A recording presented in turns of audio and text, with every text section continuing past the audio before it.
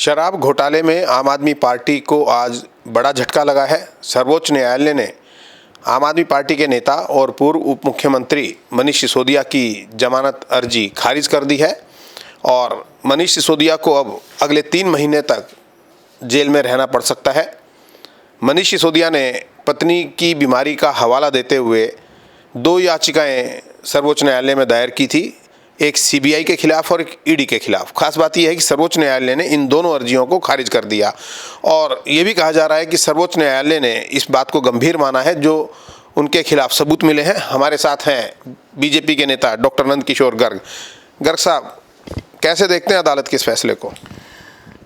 अदालत और वो भी देश के सर्वोच्च न्यायालय ने फैसला दिया है, सब चीज़ों पर गौर किया होगा, क्योंकि केस हाई प्रोफाइल उप मुख्यमंत्री और पूरे विश्व में शिक्षा और स्वास्थ्य में जिसने बड़ा नाम कमाया हो और 100% कट्टर ईमानदार हो, उस विषय में फैसला देते समय निश्चित तौर पर सारी चीज़ों को गौर किया है और बिल्कुल उनके भ्रष्टाचार कदाचार के मामले उनके ध्यान में आ गए हैं।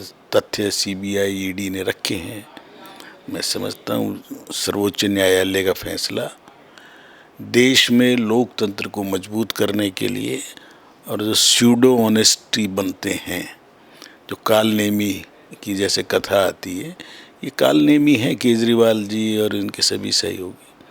अरविंद केजरीवाल ने और मारलेना ने तो क्लीन चिट दे दी थी मनीष सिसोदिया को कि कोई घोटाला नहीं हुआ है और इनको जमानत मिलेगी, बेकसूर है।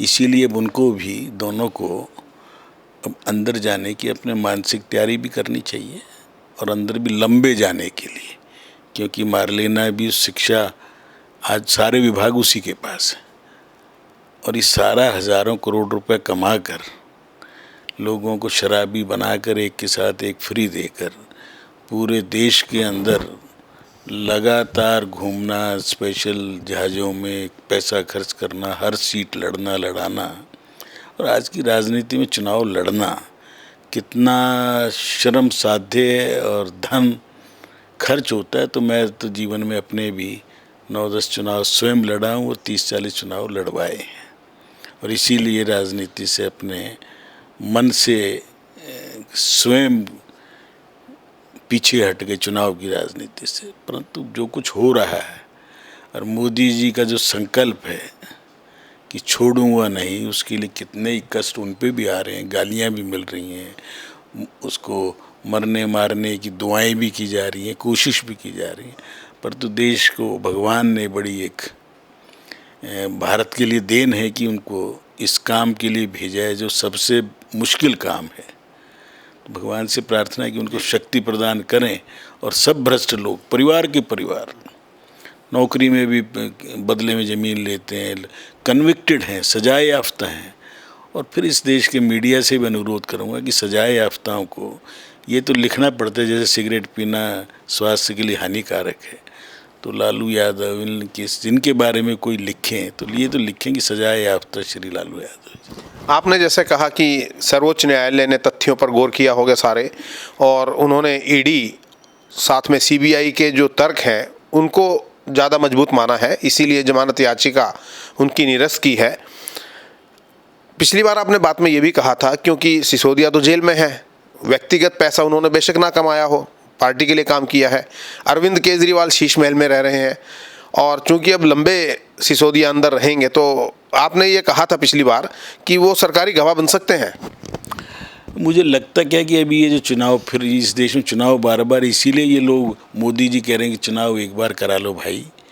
इसीलिए पूर्व राष्ट्रपति को भी उनकी सेवाएं ली जा रही हैं, लॉ कमीशन की भी। भाई इस देश में रोज़ाना चुनाव तो हटा दो।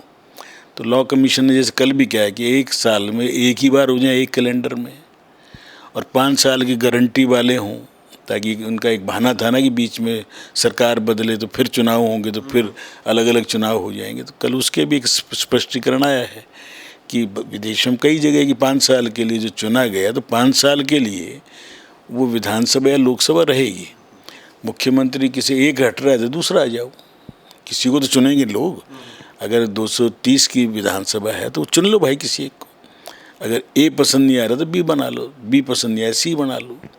तो मुझे लगता है उस रास्ते पे बढ़ रहे हैं। परंतु मेरा तो ये भी प्रेडिक्शन थी कि दिवाली अंदर रह के मनाएंगे ये लोग भी, परंतु ये चुनाव आ गए और चुनाव के दौरान थोड़ा सा तो मर्यादा मुख्यमंत्री की रखनी पड़ती है। नहीं तो मलिक को जो अभी पश्चिम बंगाल के जो छापे पड़े, सैकड़ों करोड़ रुपए बरामद, सर्विंग मंत्री है, तो ममता ने अभी तो हटाया भी नहीं उसे। अभी आपने पश्चिम बंगाल की बात की, महुआ मोइत्रा ने, आपने जैसे उस दिन बताया था, अपने दोस्तों से लिपस्टिक जैसे महंगे गिफ्ट लिए हैं, उन्होंने कबूल ली इस बात को? कबूल है, क्योंकि महंगी लाइफ स्टाइल जिया है। अगर उनकी सैलरी 80 लाख 1 करोड़ 1.5 करोड़ रुपये साल थी तो मस्ती तो पूरी लंदन में रह के तो मस्ती तो उठा ही ना। अब वो नौकरी छोड़ के आ गई राजनीति में, क्या परिवर्तन करने की इच्छा लेके ही आई होंगी शुरू में। तो वो परिवर्तन तो होता नज़र नहीं आया, पर MLA बनी, फिर मंत्री बन गई, ना MP जी। परंतु खर्चे तो चाहिए ना। अब फिर शशि थरूर जैसे दोस्त हों और बड़े बड़े उद्योगपति जो खर्चा करने को तैयार हैं एक दूसरे को नीचा दिखाने के लिए, क्योंकि आजकल तो एक पप्पू जी हैं, उनको केवल अडानी और अंबानी नज़र आते हैं। वो देश में क्या कर रहे हैं उनको कोई नज़र नहीं आ रहा। विश्व के अंदर इजराइल में उनको ठेका मिल रहा है, उसे नज़र नहीं आया। पूरे विश्व के अंदर भारत की छवि और भारत के दुश्मनों को ठिकाने लगाने में भी वो तैयार रहे, तो उसके खिलाफ तो विश्व की सब शक्तियां रहेंगी ना, चाहे अडानी हो चाहे मोदी हो। बिल्कुल, कितना ही बोलते रहें, लोग देख रहे हैं। आखिरी सवाल, आपको क्या लगता है आम आदमी पार्टी या केजरीवाल के पास क्या विकल्प बचा है? मुझे लगता है कि मेरा जो एक प्रेडिक्शन 2014 का विधानसभा, एक दिन क्या आप तो जाते रहते हो विधानसभा, ले आओ, मेरी प्रेडिक्शन ऑन रिकॉर्ड है, टीवी के सामने है, ऑडियो भी उपलब्ध है, लिखित भी उपलब्ध। ऐसे व्यक्ति का हाल सद्दाम और हिटलर जैसा होता है।